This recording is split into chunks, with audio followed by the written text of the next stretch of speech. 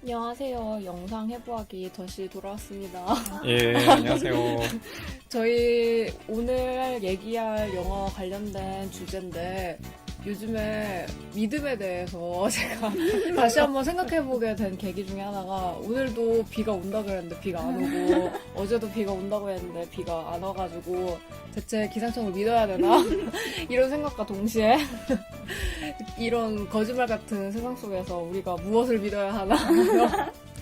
저희가 엑소시스트 영화를 한번 선정해 보았는데요. 사실은 이것 때문은 아니지만 저희가 거의 근데 갑자기 기상청의 예보와 다르게 날씨가 너무나 추워져가지고 오늘 같은 경우는 되게 가을 날씨 같아요. 그래서 또 한번 믿음을 배반하면서 저희가 원래 여름 특집으로 엑소시스트 공포 영화를 하나 선정을 한번 해보자 해가지고 저희가 가져왔는데 날씨가 정말 선선해가지고 잘못 선정했나 싶기도 한 영화를 저희가 준비해봤어요. 엑소시스트로. 그래서 엑소시스트 1973년에 윌리엄 프리드킨이라는 감독이 만든 영화인데요. 이 영화를 모두가 다 아실 거예요. 근데 제대로 본 분들은 정말 없을 것 같은? 왜냐면 저 같은 경우에도 이번에는 제가 안 보기로 했는데 저 같은 경우도 정말 어렸을 때 보고 안 봤던 것 같아가지고 저희 영상 해부학을 통해서 청취자 여러분들도 이 엑소시스트를 함께 해부하면서 이 영화에 대해서 자세히 알게 되시는 계기가 되었으면 좋겠습니다. 그래서 간단하게 저희 줄거리를 들으면서 시작해볼까요? 지금부터 스포일러를 남발하오니 주의하여 들으세요. 엑소시스트 이제 1973년도 미국의 미국 감독인 이제 윌리엄 프리드킨의 작품입니다. 이 작품의 대략적인 이제 줄거리부터 조금 소개를 좀 드리자면요. 이 엑소시스트 같은 경우는 요즘 관객들한테 어떻게 비춰질까 좀 궁금해요. 저도 아까 우리 제이님께서 말씀하셨던 것처럼 어릴 때 이 영화를 보고 굉장히 시간이 많이 흐른 뒤에 벌써 이게 73년도 작품이니까요. 벌써 그 몇 년입니까? 거의 한 40년, 50년 정도 되는 작품인데 이 영화 정말 오랜 시절 동안 굉장히 공포 영화의 대명사처럼 자리 잡고 있었어요. 근데 이번에 이제 다시 보면서 뭐 줄거리야 그렇게 뭐 인상적이진 않지만 뭐 여러분들 뭐 아시겠죠? 뭐 엑소시즘, 뭐 구마, 악을 퇴치하는 이런 것들이 기본적으로 가지는 서사의 줄거리라는 게 뻔하잖아요. 악이 들린 악령을 갖다가 이제 퇴치를 하고 그게 이제 이야기의 이제 줄거리입니다. 그 이야기의 줄거리 더 세부적으로 좀 들어가 보면요. 여기에 처음에 비춰지는 인물은 이제 노신분 메린이라는 인물입니다. 메린 신부를 비춰주는데요. 막스 본 시도우라는 우리 그 배우가 연기한 이제 메린 신부가 뭐 이라크 북부에서 고분을 발견하다가 악마를 상징하는 조각을 발견하게 되죠. 그 악마 이름이 뭔가요? 좀 까먹었는데. 그래서 그 악마를 상징하는 그 조각을 발견하고, 이 노신부가 굉장히 불안해해요. 그런데 이 메린 신부는 아마 영화를 보신 분이면, 내지는 영화를 볼 분이면 알겠지만은, 이 방면의 전문가죠. 엑소시즘의 이제 전문가인 이제 이 신부거든요. 그러면서 이제 또 장면이 바뀌면서 이제 뉴욕으로 이제 넘어가죠. 여기서 이제 보면은 두 명의 인물을 갖다가 따로따로 비춰줍니다. 또 하나의 이제 엑소시즘을 이제 행하는 카라스 신부가 있는데요. 이 신부는 신학교를 또 졸업하지만 또 정신과 의사예요. 어떤 이제 또 신부이자 이사인 이 사람은 어머니를 갖다가 이제 홀로 내버려두고 이제 뭐 일종의 이제 그 종교를 기이한 사람이죠. 그런데 항상 이제 죄책감을 가지고 있습니다. 어머니를 갖다가 홀로 이렇게 살게, 게다가 또 우범지대에 이렇게 내버려 두니까 거기에 대한 좀 죄책감을 갖고 살아가고 있고요. 그 다음에 이제 가장, 이 이야기에서 이제 주인공인 겸이죠. 인기 여배우는 이제 크리스 맥넬이라는 배우가 나오는데요. 딸인 네건과 같이 살고 있습니다. 영화 촬영차 이제 뉴욕에 와서 지금 집을 얻어서 살고 있는데, 어느 날 밤 이제 딸 레건이 방에서 이상한 소리가 들린다고 얘기를 하게 돼요. 그러면서 그 딸한테 이상한 증세가 나타나는데 여기에 이제 놀라가지고 여기저기 이제 병원을 찾아다니게 됩니다. 처음에는 뭐 어딘가요? 뭐 뇌과학이나 이런 때도 이제 좀뭐 외과를 좀 찾아다니다가 그것도 안 하니까 뭐 정신과를 찾아다니다가 그러다가 이제 뭐 도저히 어떤 치료나 이런 증세가 완화가 안 되니까 결국에는 젊은 신부인 크리스 신부를 이제 찾아가게 되는 거죠. 자신의 딸한테 들린 정말 믿고 싶지 않는 그 악령을 갖다가 퇴치를 해달라. 그래서 이제 그 말미를 이제 보시게 되면은요, 젊은 신부는 이제 카라스 신부와 아까 이제 메린 신부가 악마를 내쫓는 이제 엑소시즘 의식을 이제 행하게 되죠. 예, 이 이제 그 엑소시즘 의식을 행하다가 카라스 신부가를 제외하고 메린 신부는 갑자기 심장마비로 이제 죽게 되고요.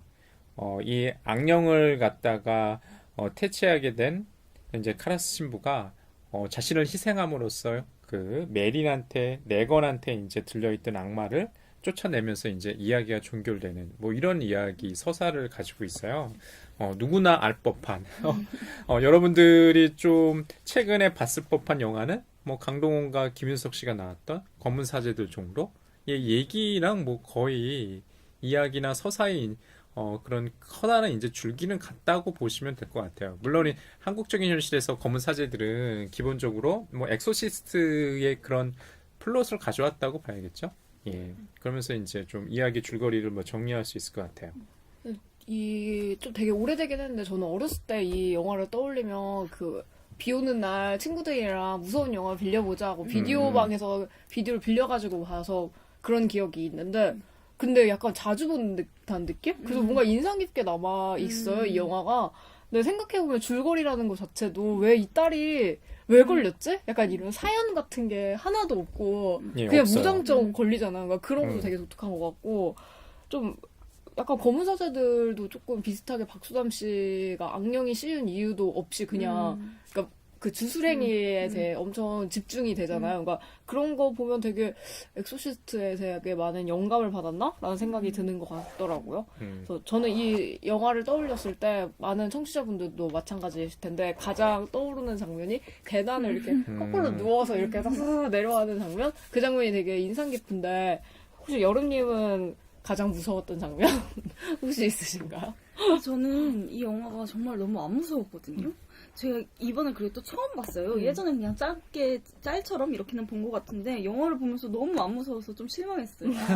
좀 무서웠으면 좋겠는데 이랬는데 하나도 안 무서워가지고 실망하면서 봤는데 오히려 무서웠던 장면이 그런 엑소시즘 그러니까 악령이 씌인 레건의 모습이 아니라 그냥 레건이 그냥 사람이었을 때 레건이 착한 딸일 때 그리고 그 크리스 맥넬이라는 엄마의 모습이 그냥 온전히 나올 때 이럴 때 되게 무섭더라고요. 그게 제가 말하고 싶은 것도 검은 사제들 아까 얘기했는데 이게 거의 플러스 비슷한데 거기도 자세히 설명은 안 되지만 이 영화에서는 메린 신부나 카라스 신부의 긴장감이 처음에 영화의 초중반을 다 차지하잖아요. 그래서 예. 그 서사가 되게 지루하고 뭐 별거 볼 것도 없는데 되게 긴장하고 고뇌하는 모습 이런 게 전면화돼 있다가 검은 사제들은 근데 그런 게 등장하지 않고 오히려 주술행위를 하는 게 여러 차례 등장하거든요. 그래서 이게 옛날 영화랑 지금 영화의 차이인 것 같아요. 그때는 지금은 더 시각적인 막 스펙터클이고 화려하게 쓸 수 있으니까 그걸로 공포를 극대화시키는 것 같고 옛날에는 그런 사람의 심리로 공포감을 생기게 하는 것 같아서 오히려 무서운 장면 그런 장면에서 무섭다고 느끼지 않고 그 이 평범한 사람들의 감정 사이에서 저는 되게 느꼈어요. 그게 처음에 레건의 약간 이상 징후를 크리스가 발견을 하고 다락에서 계속 쥐소리가 난다 해가지고 올라가잖아요. 그때 촛불을 들고 이렇게 올라가면서 주변을 이렇게 훑어보는데 그때 아무런 악령도 등장하지 않고 좀 그때 초가 갑자기 확 탔다가 꺼지는 장면이 있긴 하지만 그 다음에 등장하는 것도 그냥 사람이거든요. 거기서 일하는 직원 칼이 등장해가지고 쥐가 없어요. 그냥 이런 식으로 얘기하는데 그 장면이 귀신도 나오지 않고 그냥 불길한 징조만 그 분위기만 형성하면서 약간 무서움을 형성하는 그게 더 인상 깊었던 것 같아요. 저는. 분명히 이제 이 영화가 요즘의 공포 영화와 비교해 보시면 특히 요즘 인터넷상이나 좀 희자되는 영화는 뭐 에나벨 뭐 이런 영화들이거든요.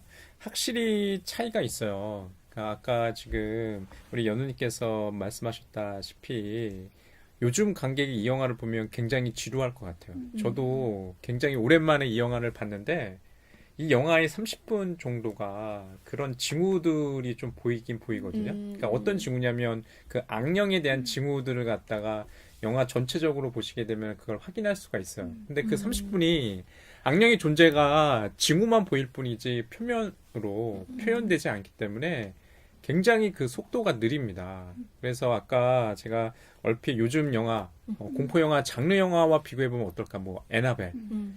어떤 차이가 있을까라는 생각도 들거든요. 그러니까 실제로 이제 이 영화를 갖다가 감독했던 프리디킨이 이 영화의 리메스터링 버전 감독판을 2001년인가요? 네, 다시 냈거든요. 그때는 추가적으로 플러스 10분을 더해가지고 제가 알기로는 전체적으로 한 132분 동안의 그 편집된 버전을 내놨어요. 제가 이번에 봤던 거는 132분 버전이었거든요. 근데 초반에는 이제 73년도에 처음 개봉됐을 때는 122분, 말 그대로 한 2시간 정도의 분량이었는데, 이것도 나름대로 줄인 이유가 좀 속도감을 좀 빠르게 하기 위해서 줄였다고 하더라고요. 그 여담이긴 하지만. 그런데 지금의 기준으로는 그것조차 너무 느린 거죠. 너무 느리니까, 진짜 요즘 관계, 이 방송을 좀, 어느 정도 연령대가 들을지 모르겠지만 10대가 보면 어떨까 잘 것 같아요. 근데 저는 생각보다 이 영화가 오래돼서 깜짝 놀랐어요. 그러니까 그래요? 왜냐면 제가 70년도 영화. 어렸을 때 본 거니까 적어도 2000년대 초반 아니면 90년대 약간 그렇게 저는 생각을 했거든요. 근데 전혀 거의 그때 당시 봤을 때도 거의 30년 전의 영화인 거니까 진짜 네. 완전 고전 영화인데도 불구하고 그 비디오방에서 엄청 계속 지속적으로 빌려주는 팔리는 비디오인 게 약간 저는 좀 놀라운 것 같아요. 근데 이 영화가 물론 그 공포감, 호러 영화라는 그 장르 영화의 어떻게 보면 뭐 전형이 될 만한 영화이기 때문에 오늘날에도 이렇게 사람들이 많이 좀 얘기하는 그런 영화일 것 같긴 한데요. 아마 70년대 초반이라고 생각해 보시면 이 영화 굉장히 급진적인 영화였다는 거 좀 기억해 주셨으면 좋을 것 같아요.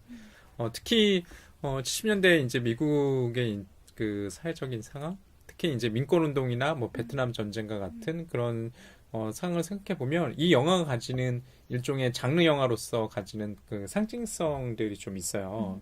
가령 예를 들어 여러분들이 이제 좋아하시는 이제 미국의 작가 중에 스티븐 킹은 이 영화를 갖다 평하면서 일종의 사회적 호러 무비라고 얘기를 했거든요.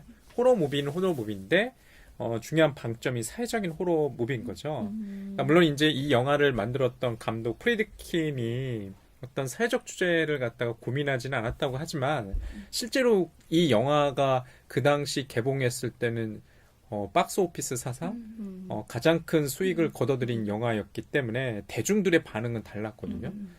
도대체 70년대 미국의 관객들은 어떤 영화를 봤길래 이 영화에 대해서 심지어는 심장마비 맞아. 내지는 이 영화 때문에 사망하는 관객도 있었다고 하니까요. 그리고 저는 그 초등학교 때 이 영화가 유행했던 이유가 생각나요. 왜냐면 이 영화에 나왔던 그 딸 역할을 하신 배우분이 이 영화를 찍고 나서 뭐 악령의 씨였다라는 맞아요. 그런 기사가 있었어요. 근데 저도 그거 갑자기 생각나서 이거 준비하면서 찾아봤거든요. 근데 전혀 안 나오는 거예요. 완전 루머에. 다 루머래요. 지금 루머가 진짜 많더라고. 스태프가 뭐 맞아. 루머라고.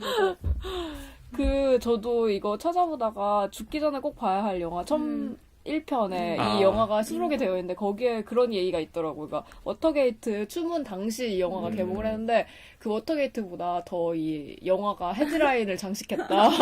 이 정도로 엄청 흥행했다. 이런 식으로 여기에 써 있더라고요. 그래서 엄청 이 당시에는 되게 획기적인 근데 오히려 저는 약간 이 영화 보고 싶었거든요. 왜냐면 제가 안 보는 역할을 하기로 했는데 좀 옛날 영화 보면 되게 귀엽잖아요. 좀 무서운 영화. 그래서 왠지 재밌을 것 같아서 막 보고 싶었는데 좀 아쉬웠어요. 저는 제가 못 보게 돼가지고. 근데 다들 두 분 다 반응이 별로 생각보다 안 무서웠다. 이래가지고. 우리가 호러 무비이기 때문에 이 지금 공포 내지는 이런 그 공포감 내지는 짜릿짜릿한 이런 감정을 느끼기 위해서 보시는 분들 있을 텐데 저 개인적으로 그 공포 영화 별로 안 좋아하거든요. 왜냐하면 영화를 보는데 그 잔상 이 너무나 이제 그 많이 남기 때문에 오히려 이런 영화는 좀 피하는 것 같아요. 여름이나 뭐 1년 365일. 하지만 이 영화를 갖다가 아까 말씀드렸다시피 공포 영화의 어떤 범주에서 보시기보다는 그냥 사회적 장르로서 좀 보시면 좀 재미나요. 가령 예를 들어서 악령이 신을 모독하는 장면. 아까 그 우리 제이님께서 말씀하셨나요? 아니면 여름님이 말씀하셨나? 뭐 스파이더 워킹 장면 있잖아요. 그런 장면은 좀 우습게 좀 보여요. 요즘의 기준으로 보면. 왜냐면 워낙 많이 좀 볼 듯한 장면들이기 때문에. 그런데 여기서 이제 악령이 신을 모독하는 장면들이, 그러니까 신이라는 것은 이 기독교 사회에서 일종의 뭐 질서이자 사회이자 뭐 체계인데, 이제 그런 것들의 장면이 가지는 상징성들이 분명히 있어요. 특히 감독판에 삽입된 장면 중에 뭐 악마가 십자가로 이제 뭐 자의를 하면서 뻑큐 지저스라고 이렇게 외치는 대사도 있거든요. 그러니까 이게 그 당시에는 그 개봉 당시에는 이 장면이 안 들어가 있었대요. 그런데 2000년 초반에 감독판을 만들면서 다시 이 장면을 갖다 삽입한 거예요. 근데 지금 봐도 좀 그 장면은 충격적이더라고요. 예. 대놓고 신을 향해서 뻑큐라고 하니까. 근데 그 당시 얼마나 충격적이었을지 좀 생각할 수 있을 것 같아요. 그러니까 그 당시 뭐 세대 갈등도 심했었고 신구의 갈등도 심했고 일종의 과학과 종교의 어떤 이런 갈등도 있었을 테고 민권운동 기간이었기 때문에 흔히 얘기하는 인종의 갈등도 심했는데 주류에 대한 어떤 그렇게 대놓고 뻑큐라고 날릴 수 있는 영화가 얼마나 많은 영화가 있었겠어요. 근데 이건 대놓고 얘기하니까 특히 이제 그 장면이 제가 생각하기에는 일종의 성상 모독하는 장면이 가장 중요한 장면 같아요. 개인적으로 생각하기. 근데 처음에 볼 때는 그게 아까 얘기한 것처럼 십자가로 마스터베이션을 하면서 욕을 하는 장면인데 잘 몰랐어요. 정확히 드러나지 않고. 그냥 저는 이제 자해를 하는 장면으로 십자가를 가지고 자신의 허벅지를 찢는다고 생각을 했는데 그렇지 않고 그걸로 이제 아까 마스터베이션 자의를 하는 장면으로서 십자가를 가지고 그렇게 이제 그 찍었다고 하더라고요. 근데 저는 그 신성 모독하는 이 영화의 전체적인 주제나 이야기가 그런 장면, 악령이 씌었을 때 장면 말고 오히려 그 카라스 신부의 예전 행적을 통해서 약간 알 수 있는 것 같은 느낌이 들었어요. 카라스 신부가 되게 궁핍하게 살아서 어머니 병원비도 잘 못 대고 이래서 삼촌이라고 해야 되나요? 작은 아버지라 해야 되나? 그분한테도 막 약간 구박받는 거거든요. 그래서 그것 때문에 늘 고뇌하는 모습이 계속 나오는데 거기서 원래 정신의학대를 나왔으니까 너는 그러면 왜 정신의학대에서 신학대를 갔냐라고 물어보니까 그게 아니라 신학대에서 나를 그곳으로 보낸 것이다. 약간 이렇게 얘기를 하거든요. 그게 이미 종교에 대한 신뢰를 약간 잃은 상태이고 지금은 아무도 엑소시즘을 하지 않고 정신의학에 더 뭐 의존한다 사람들이 이런 식으로 얘기하는데 그거 자체가 그냥 악령이 신성모독을 하는 게 아니라 이 사회 자체의 급변하는 그런 이미지를 드러내는 것 같아서 그 대화가 되게 중요하다고 생각했어요.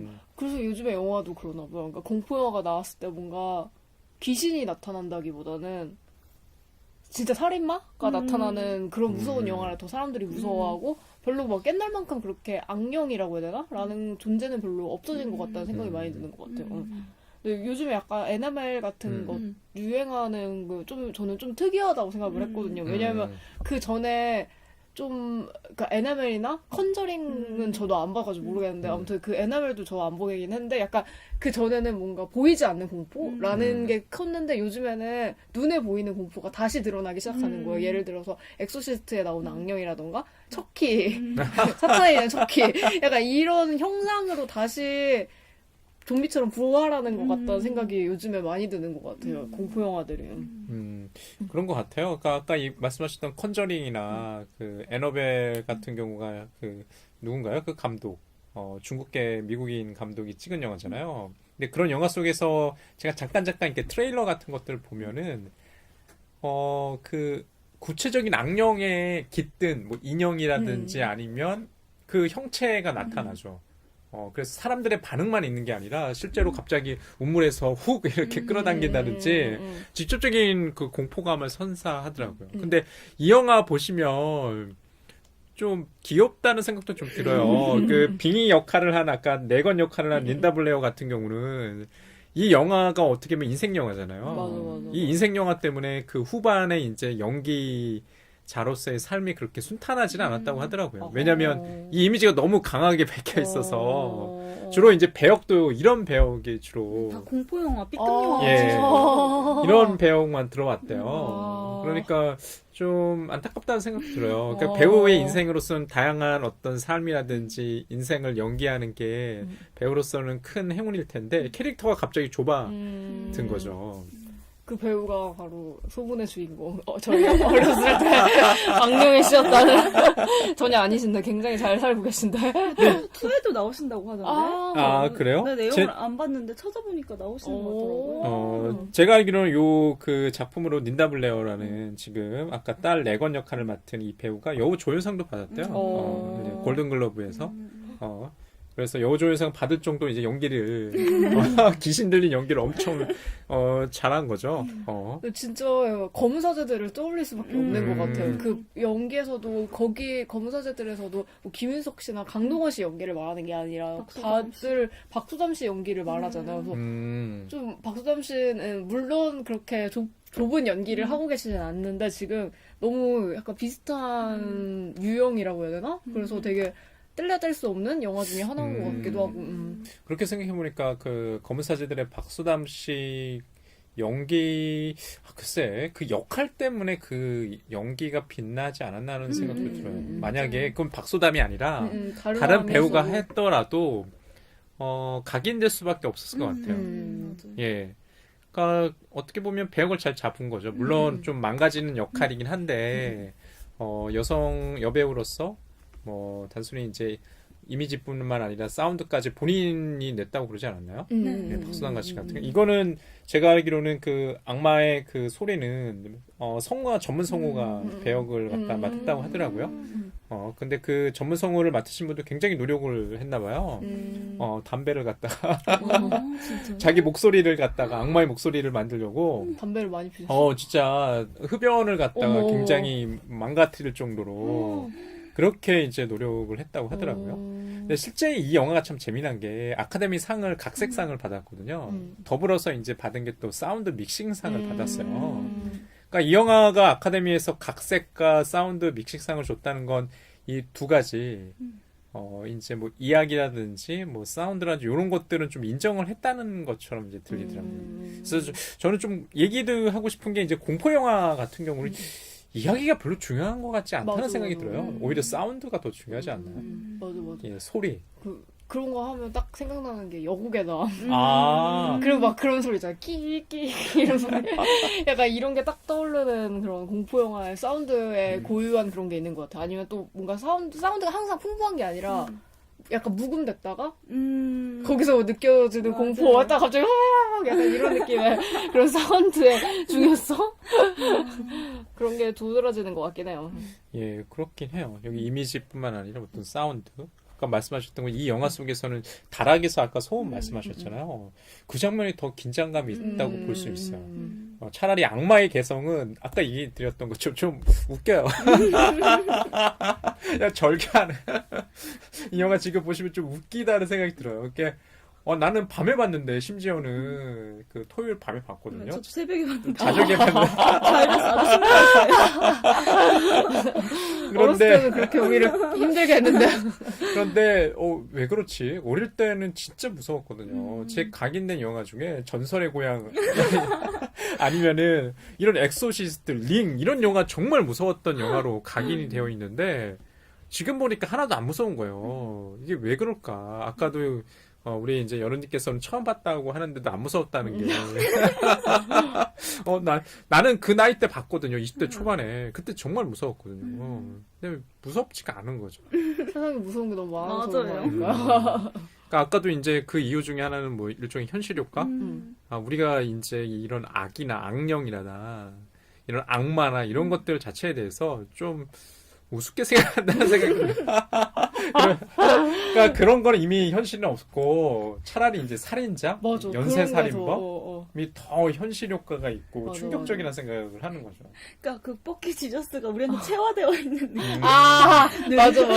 그런 것도 있겠다. 뭔가 그럴 수 있어요. 신성모도 별로 아무렇지 않게 하잖아요. 사람들 다 이제. 그래서 더 극단으로 간다는 생각도 들어요. 이게 기독교 보면 근본주의 이런 기독교 신앙을 가지신 분도 있잖아요.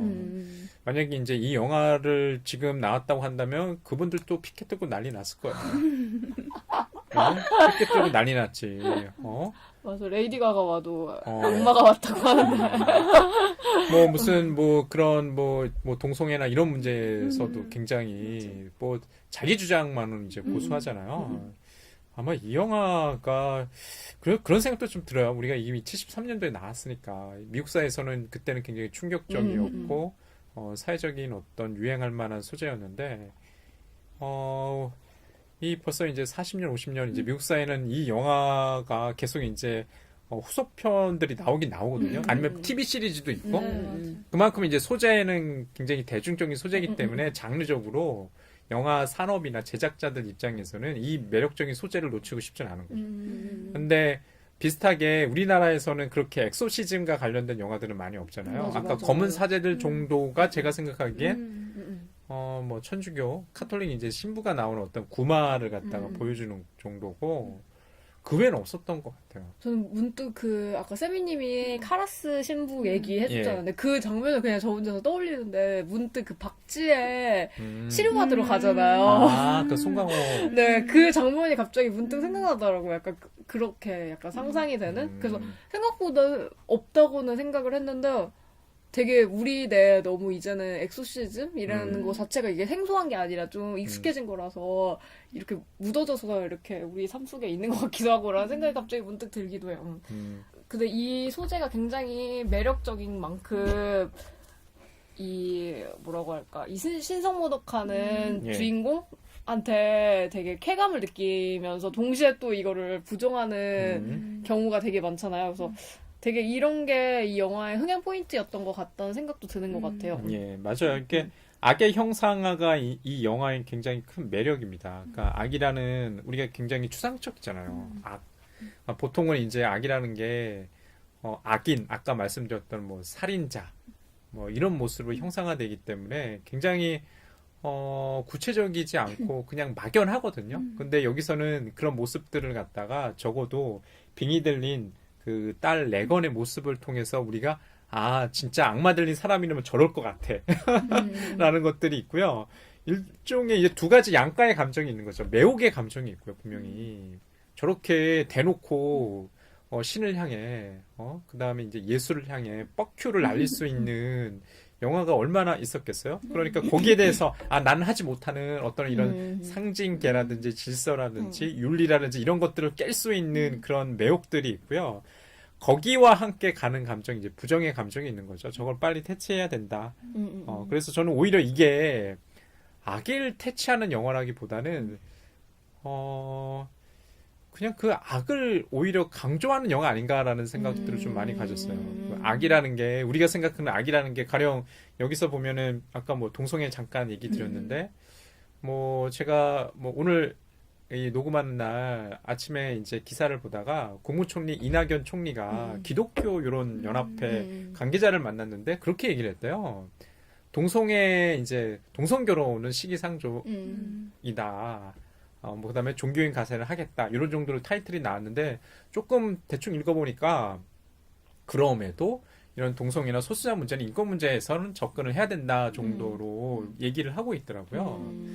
그런데 뭐 이 영화 속에서 과연 예를 들어서 이 당시에는 이 미국 사회도 이런 동성 문제라든지 이런 것도 굉장히 악으로 치부됐을 거 아니에요. 소수자 문제 있어가지고 뭐 흑인 문제라든지 아니면 이제 베트남전 당시였기 때문에 아마 그 베트남 같은 이제 적군에 대해서는 다 악으로 치부했을 것 같다는 생각들이 들더라고요. 그런데 여기에 있어서 그 악이 대놓고 어떻게 보면 주류 사회를 향해서 뻑큐를 날리고 있으니까 미국인들한테 충격이었을 것 같아요.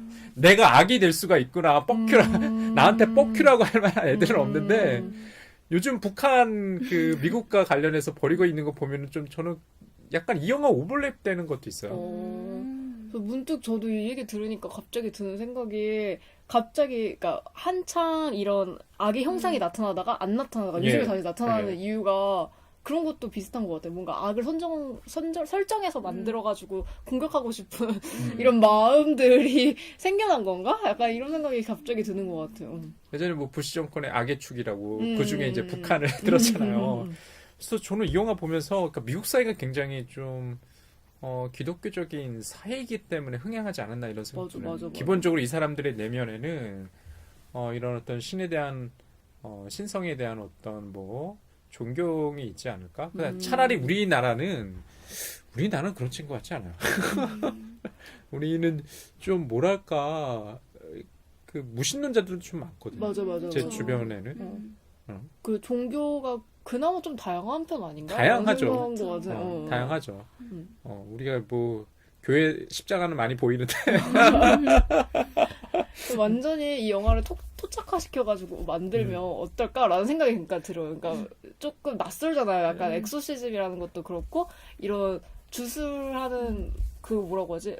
이렇게 방언 터진다고 하나? 약간 방언, 이런 예. 것도 되게 낯설고 뭐지? 약간 비기독교인 저는 약간 되게 낯설거든요. 그러니까 이런 엑소시즘을 조금 더 토착화시키면 검은사제들 버전 말고 저 막 무당이라던가 이러면 오히려 더 무서울 것 같기도 하고 그런 생각이 드네요.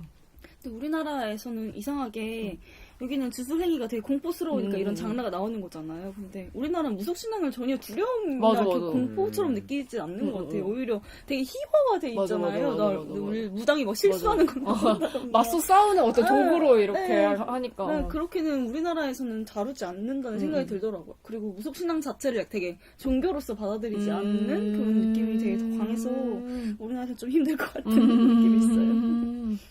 뭐 차라리 그 뭐 곡성회나 이런데 그 황정민 씨가 연기했던 그 무당이죠. 그런 것들이 더 공포스럽다는 생각도 좀 들어요. 예, 그 신들리게 이제 무당이 구슬하면서 칼춤을 추는 뭐 이런 장면들 있잖아요. 그런 게 더 무섭다는 생각이 들더라고요. 그러니까 저도 기독교도 아니고 종교가 없기 때문에 이 영화는 되게 먼 것처럼 느껴지는데 그렇다고 무속신앙을 뭐 신뢰하고 완전 믿지도 않는데 그거는 또 공포스럽게 느껴지는 게 확실히 문화권의 차이가 있구나라는 생각이 들었어요. 그래서 뭐 다시 돌아가면 검은 사제들 있잖아요. 그 영화의 후속편이 나오면 어떨까라고 했을 때 저는 흥행 안 될 것 같아요. 맞아요. 왜냐하면 그 검은 사제들이 그나마 흥행했었던 이유는 제가 생각하기로는 흥행 포인트가 일단은 두 가지인데 하나는 이 소재 자체가 한국적인 버전이 없었잖아요. 그러니까 그런 버전이 나왔을 때 조금 좀 독특해 보였다는 거고 둘째는 뭐 배우빨이죠. 그러면 저희가 감독이 이럴 것 같아요. 네. 검은사제들 2를 만들면 예. 무속신앙을 섞어서 할 것 같아요. 너무 강력해서 더 필요한 느낌. 근데 검은 사제들도 사실 무속에 대한 장면들이 있긴 맞아, 있잖아요. 있긴 있죠. 근데 어. 그것도 못해가지고 강동원 씨가 투입됐나? 약간 이랬던 그런 거죠. 느낌이 이제 나요. 무속 신앙이 그 무속 일종의 그 무당이죠. 무당이 이제 악을 퇴치하지 못하니까 이제 최종 해결자로서 이제 그 투입이 된 거니까. 그래서 오히려 그 장면도 좀 무서웠던 것 같아요. 그 돼지 그때 보면 그 검은 사제들 중에 보면 이제 돼지 뭐 고상이라고 그러나요?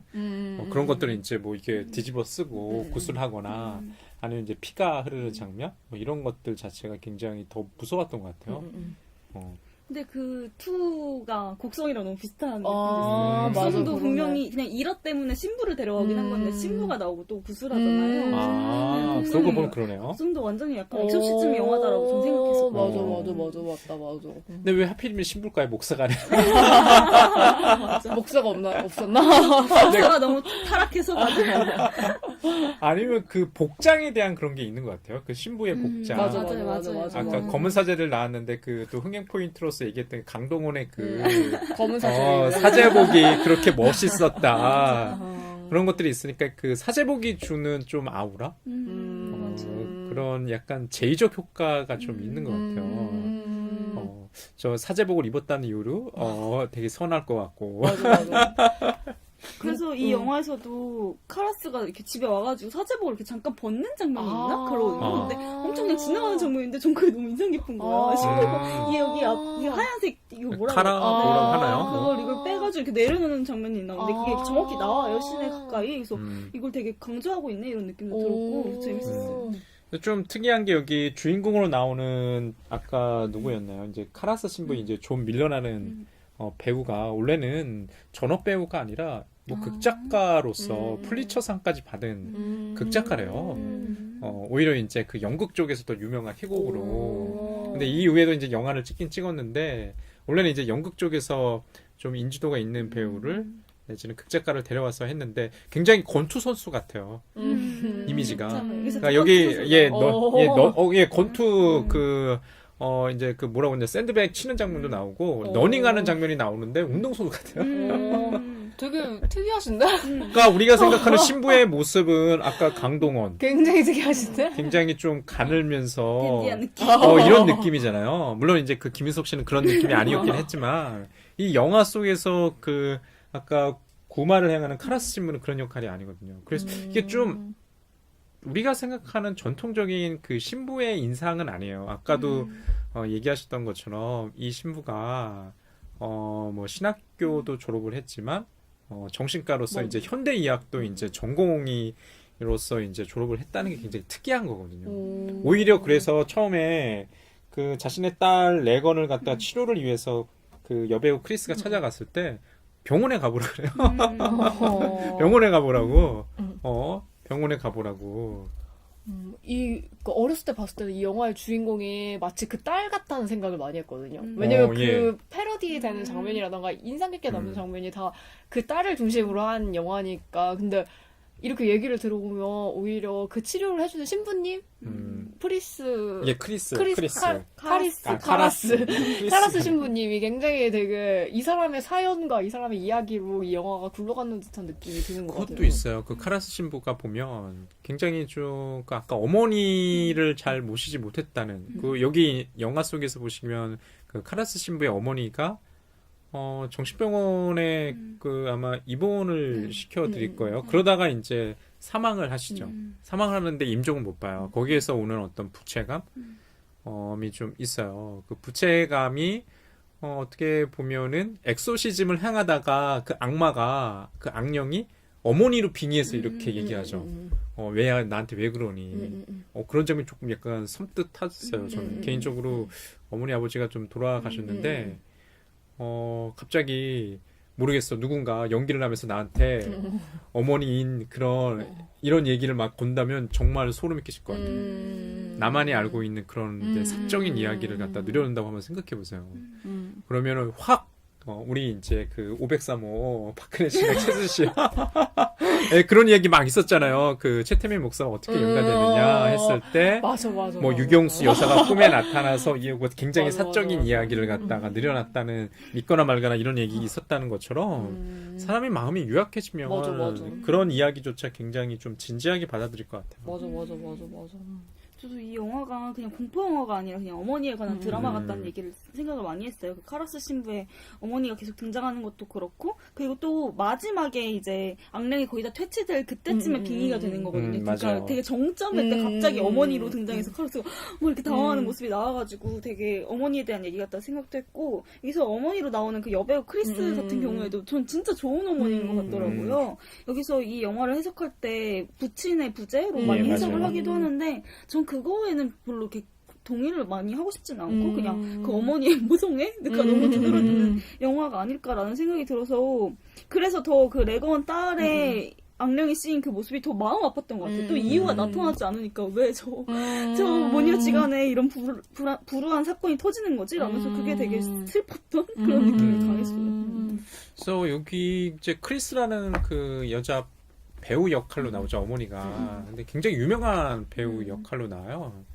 근데 좀 재미난 건 지금 여러분께서 말씀하신 것처럼 굳이 아버지의 부재가 그렇게 두드러워 보이지는 않거든요. 물론 아까 말씀하신 듯이 이 영화가 나왔을 때는 그 해석, 아버지의 부재로서 아까 얘기했던 그 내건의 그 악령이 깃든 이유를 거기로부터 아버지의 부재로부터 발생하는 일종의 이상 징후, 부권에 대한 어떤 상실에 따른 걸로 이제 해석이 많았다고 하더라고요. 근데 이 영화 속에서 보시면 이야기 속에서 보면 모녀 사이가 굉장히 친근해요. 이게 끈끈해요. 우리 이제 뭐 그때 얘기하죠. 영화 끝나면 우리 이제 프랑스 파리에 가서 뭐 연말을 보내자, 뭐 이런 식의 그 크리스마스를 보내자 이렇게 얘기도 나오고, 굉장히 끈끈해 보이고 정말. 저런 어머니가 없거든요. 스타 여배우가 자신의 딸을 끔찍히 사귀면서 굉장히 모성애를 발휘하고, 딸도 굉장히 어머니에 대한 어떤 유대감 이런 것들이 보이거든요. 그 다음에 이게 장난치고 이런 것도 보이고, 굉장히 좋은 모녀처럼 이제 보이죠. 그 아버지의 역할에 대한 얘기도 영화 초반에만 등장하는데, 그때도 그 엄마가 누군지 이름이 생각이 안 나는데 어떤 남자랑 친한가 봐요. 그 사람이랑 음. 결혼할 거냐고 이렇게 딸이 막 물어보거든요. 근데 아, 레건이요, 네, 레건. 그러니까 레건이 그 어떤 그 남자랑 결혼할 거냐 물어보는데 뭐 결혼 안 하고 그냥 친한 사이야 이러면서 너는 피자를 좋아한다고 레건. 피자랑 결혼하진 않잖니. 근데 이렇게 얘기를 하는 거예요. 그래서 꼭 아버지의 자리를 꼭 채우려고 엄마가 노력하는 느낌도 전혀 아니고 나중에 레건이 생일이어가지고 그랬는데 아빠가 전화 한 통이 없어가지고 그것 때문에 되게 분노하는 크리스가 나오거든요. 그것도 아버지로서의 역할을 못했다라는 거에 대한 분노인데 그거를 막 레건한테 직접적으로 막 표출을 한다거나 히스테리를 부린다거나 이런 게 전혀 없기 때문에 왜 레건이 불행한 일을 겪어야 되는지 전혀 모르겠는 그런 느낌이 되게 강했어요. 맞아요. 이게 이 영화가 설득이 안 되는 이유가 있어요. 왜 악령이 네건한테 갑자기 빙의가 됐지? 아버지를 부조해서 그런 거 아니에요? 저는 문득 이야기를 들으면서 그냥 아니 기독교 저는 정말 네. 기독교 사람이 아니라서 잘 모르는데 그냥 기도할 때 막 그러잖아. 하느님 아버지. 그러니까 꼭 아버지라고 부르잖아. 근데 그런 아버지를 그러게요. 왜 하느님 어머니라고 안 부를까? 아버지를 부정해가지고 그런 거 아닐까? 그러니까 그런 아. 의미로서 하느님을 부정하고 아버지를 부정하기에 그 사람이 그래서 걸린 건가? 엑소시스트 그건 너무 잔인한데. 좀 독특한 해석인데 좀 그럴듯해 보여. 왜냐면 우리가 평상시에 가부장, 아버지를 항상 전제하고 이 가족을 생각을 하잖아요. 맞아. 이 영화 속에서 보면은 아까 얘기했던 그 네건, 크리스 이 모녀밖에 없어요. 그리고 실제로 이 본인이 사는 이 가족한테 보면은 집사 한 명만 남성이고요. 나머지는 다 여성이에요. 맞아요. 그럼에도 불구하고 잘 돌아가거든요. 집사는 죽잖아요, 레건은. 하는데 그렇게 보면은 이게 아버지를 향해서 그 악령이 레건이 깃들어서 얘기한다는 생각도 들어요. 네가 해준 게 뭔데? 이런 느낌이에요. 진짜 네가 해준 게 뭔데? 꺼져 뭐야? 그러네. 진짜 그럴 수 있겠다. 그래서 이 영화 지금 제가 문득 든 아이디어인데 우리 이제 여성의 관점에서 이제 크리스의 관점에서 이 영화 보면 어떨까 싶다는 생각이 들어요. 어머니의 관점에서 이 영화를 보면은 좀 다르게 보일 것 같다는 생각. 자꾸 이게 우리 네건이라는 딸이 악령이 깃든 어떤 슬픈 불행한 얘기가 아니라 그 내면에 있던 그 자아의 목소리를 갖다 내뱉는 여성의 관점에서 이 보면은 또 되게 급진적으로 또 보일 것 같다는 생각 들어요. 저도 이 악마의 등장 이유나 왜 얘가 깃들게 됐는지 설명을 안 하는 것 자체가 그냥 악마가 우리한테 내재되어 있을 수도 있어라는 생각을 많이 했어요. 또 정신분석학 얘기가 계속 나오고 해서 우리에게 무의식적으로 악에 대한 것이든지 아무튼 욕구가 있고 우린 계속 억압하면서 살잖아요. 그걸 그냥 터뜨리는 영화인 것 같아서 종교나 이런 게 아니라 그냥 사람 우리 본성에 대한 얘기가 아닐까라는 생각이 들더라고요. 그런 악마가 별로 나쁘게 느껴지지 않는 것 같아요. 그러니까 원래 나한테 가지고 있었던 거고 그게 뭐 표출돼도 뭐 그게 나쁜 거야? 약간 이런 느낌을 주장하는 영화인 것 같다는 생각도 문득 드는 것 같아요. 그러면 이 영화를 공포 영화라고 정의 내리기는 조금 그러니까 이 영화가 애매하겠어요. 이게 좀 장르에 대해서 고민할 만한 영화예요. 우리가 흔히 생각하는 것처럼 장르라는 건 그렇게 순수한 장르는 없잖아요. 장르나 하이 장르라고 했을 때 그 장르는 기본적으로 관객의 기대를 어느 정도 좀 충족시키는 것들이 있거든요. 물론 이제 우리가 엑소시즘 영화에 대해서 아까 제가 우스갯소리로 이 영화가 뻔한 영화다 이야기가 왜냐면 악령이 깃든 뭐 소녀의 를 갖다가 구출해내는 그런 서사예요.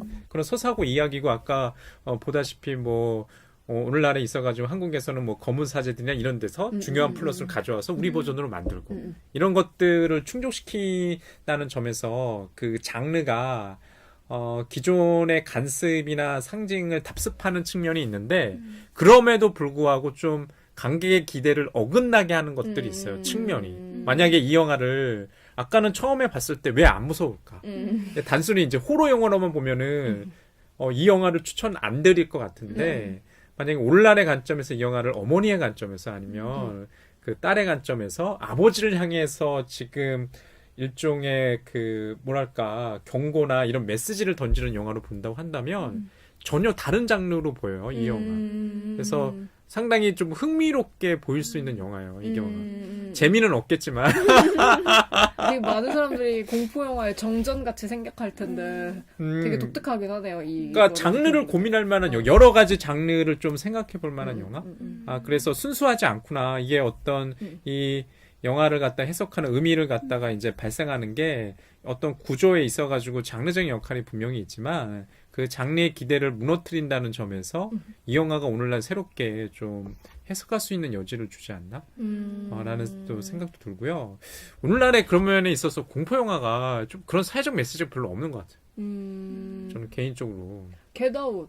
겟아웃이. 너무 대놓고인가? 겟아웃은 저 안 저도 안 봐가지고. 봤어요. 그게 완전 인종차별을, 그러니까 뭐 흑인을 납치한 백인을 향해 이렇게 분노까지는 아니고 아무튼 복수하는 아무튼 내재되어 있는 그런 백인들만이 가지는 그런 흑인의 그래요? 차별을 약간 조금 고발하는 듯한 그런 느낌인데 그건 너무 대놓고라서 좀 촌스럽긴 해요 그 영화가. 근데 그게 의외로 또 흥행했다고 하니까. 맞아. 아, 정말 겟아웃 도망치는 얘기고요, 바깥으로.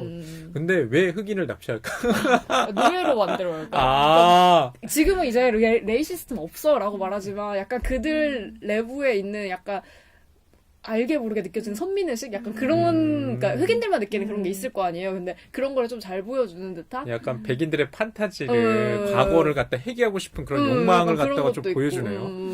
좀 재미날 것 같은데요? 그렇게 이제 영화를 좀 분석해보면? 근데 그 영화도 뭔가 귀신이 나오거나 그런 건 아니고 정말 사람이 무서운 거거든요. 근데 저는 그래서 약간 저는 요즘에 그 척키 요즘 사탄의 인형에 굉장히 빠져 있어요. 그 척키를 요즘에 다시 보는 건 아니고 누가 캡처해서 이렇게 올려주는 걸 보는데 진짜 너무 처음에는 그냥 척키의 형상을 떠올렸을 때는 진짜 무서웠거든요. 아 진짜 걔 내 한 주먹거리지 약간 이렇게 생각했는데 그걸 capture를 하고 다시 보는데 진짜 너무 무서운 거예요. 에나벨이 그런 영화잖아요. 네. 인형의 깃들. 네. 에나벨도 그 사진 혹시 보셨어요? 네. 너무 무섭게 생긴 거예요. 그러니까 옛날에는 그게 되게 우스운 존재로 느껴지는 시기가 저한테 있었던 것 같은데 요즘에는 다시 그런 형상으로 나타나는 게 너무 공포스럽다고 하나? 약간 그래가지고 약간 이 엑소시스트를 저는 선정했다는 게 조금 저는 약간 보고 싶었거든요. 그래가지고 그런 거에 요즘에 제가 관심이 많아가지고 사탄의 인형에 관심이 많아가지고 약간 사탄의 인형의 원조격인 엑소시스트 약간 좀 보고 싶었는데 그냥 방송 전에 그냥 간단하게 얘기를 했는데 두 분 다 생각보다 너무 재미없었다 그래가지고 안 봐야 되나? 약간 이런 생각이 들면서 아니에요. 그러니까 약간 가부장제에 대한 도전 막 이런 걸로 보면은 굉장히 재밌어요. 그러니까 우리가 자꾸 이 신부의 관점에서 이 영화를 따라가지 말고요. 악마의 관점에서 이 영화를 좀 본다면 어떨까요? 재미나요. 악마의 관점에서. 악의 관점에서 이 영화를 보면 그 악이 정말 악일까? 아, 저는 좀 그런 건 아닌 것 같아요.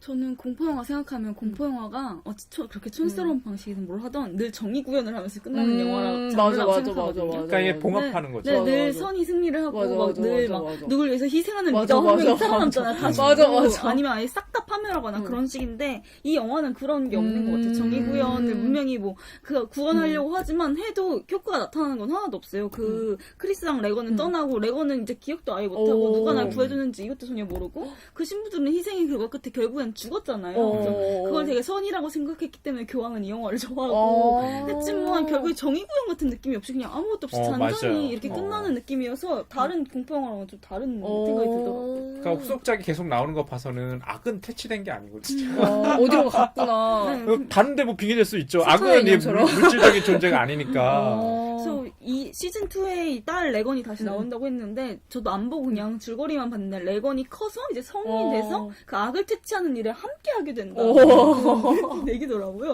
그 신부를 만나서 그 일에 다시 공모하게 된다는 그런 내용. 약간 생뚱맞네요. 커서 또 이제 테마사가 된다는 얘기. 실패하잖아. 실패할 만하네요. 이게 보면 엑소시스트 1 이후로 이게 뭐 최근까지도 계속 엑소시스트 5까지 나왔어요. 심지어는 더 비기닝 뭐 이런 거 해가지고 진짜 30년이 넘어도 계속 울거먹는 거거든요. 속편에 성공하지 못하는 이유가 있네요. 그러니까 이유를 설명 안 해줬을 때 좋았는데 자꾸 이유를 설명하게 되니까. 계속해서 시온을 갖다가 이렇게 쫓아가는구나. 맞아. 그 재미없지. 맞아. 이게 악마가 왜 이제 탄생하게 됐는가. 그렇게 따지면 창세기까지 올라가죠. 창세기. 맞아. 아까부터 나와. 저희 이렇게 엑소시스트에 대해서 얘기를 해봤는데요. 저희의 가장 하이라이트인 이 영화를 볼 것인가 말 것인가. 예. 청취자분들은 이 영화를 볼까요 말까요? 두 분이 이제 결정을 해주셔야 되는데 예, 필름 필터링의 시간이 왔군요. 영화 감별사. 예, 시간인데. 이 영화 처음에 볼 때는 단순히 공포 영화, 그 공포감을 주는 영화가 공포 영화의 가장 큰 미덕이다라고 생각하시면 보지 말라고 얘기할 것 같긴 한데, 저는 아까 얘기 드렸던 것처럼 이걸 악마의 관점에서 이 영화를 보시면 굉장히 좀 새로운 영화로 보실 수가 있어요. 그러니까 이 영화가 왜 지금까지도 많은 공포 영화를 좋아하시는 분이거나 장르 영화를 좋아하시는 분들이 이 영화를 추천할까 생각해보면 단순히 공포로 환원될 수 없는 그런 메시지가 있는 거예요. 집단이나 이 사회적인 메시지. 그래서 저는 이 영화를 추천드립니다. 여름님은 어떻게 생각하세요? 저는 우선 저희 컨셉이 이 영화를 볼까 번쩍할까 이고 사람들이 거의 다 봤으니까 번쩍을 해야 되는 거잖아요.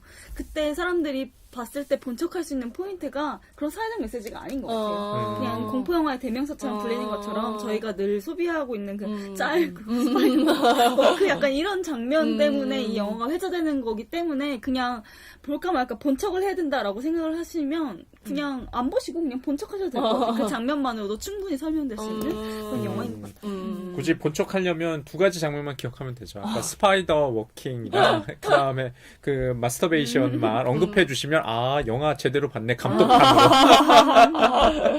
얘기할 수 있어요. 저는 이 영화를 볼지 말지 고민되긴 하는데 약간 보고 싶은 마음이 이 방송을 하면서 더 커졌던 것 같아요. 여성의 관점에서 보면 이 영화 다르게 보일 것 같아요. 자꾸 신부의 관점, 아파다잖아요. 말 그대로 파더, 아버지의 관점에서 보지 마시고 어머니의 관점에서.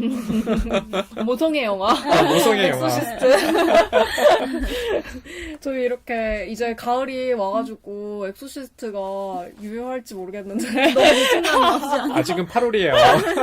너무 생각보다 갑자기 추워져가지고 그래도 이 방송이 내년에 듣는 분들도 있을 테니까 그렇게 믿으며 저희 이렇게 엑소시스트 영화에 대해서 이렇게 판정을 한번 내려봤고요. 이제 다음 영화는 어떤 영화가 될지 기대를 해주시면서 그리고 저희 계속 신청 영화 물론 신청곡은 아니고 신청 영화를 받고 있으니까 저희와 소통하기 위해서 후기를 남겨주시거나 메일을 보내주시거나 아니면 트위터 계정으로 메시지를 써주시면 저희가 청취자 여러분들의 의견을 받도록 할 테니 많은 참여 부탁드립니다. 그래서 저희 오늘 영상 해부학 이렇게 마치도록 하겠습니다. 예, 고맙습니다.